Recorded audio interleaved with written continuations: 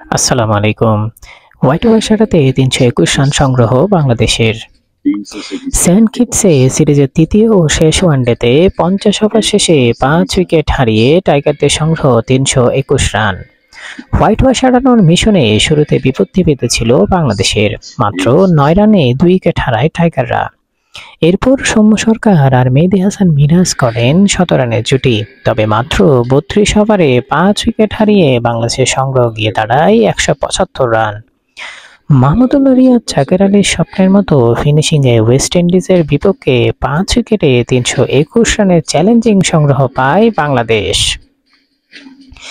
এত রান অতিক্রম করে এর আগেও কোনো দল এই স্টেডিয়ামে জিততে পারেনি।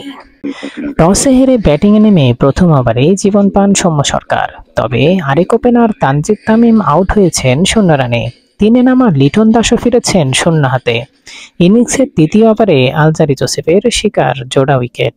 উইন্ডিজে গিয়ে চরমভাবে ব্যর্থ লিটন দাস। সিরিজের প্রথম ওয়ানডেতে আউট হয়েছিলেন ৭ বলে ২ রান করে। দ্বিতীয় ম্যাচে ১৯ বলে করেন ৪ রান।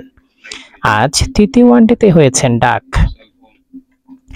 দলীয় ৯ রানে ২ উইকেট হারানো বাংলাদেশকে এরপর স্বস্তি এনে দেন সৌম্য সরকার ও মেহেদী হাসান মিরাজ। এই দুইজন মিলে গড়েন ১৩৬ রানের পার্টনারশিপ, আর তাতেই বড় সংগ্রহের ভিত পায় বাংলাদেশ।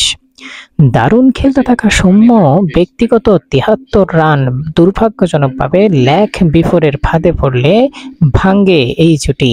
এরপর মিরাজ প্যাভিলিয়নে ফেরেন ৭৭ রানের ইনিংস খেলে।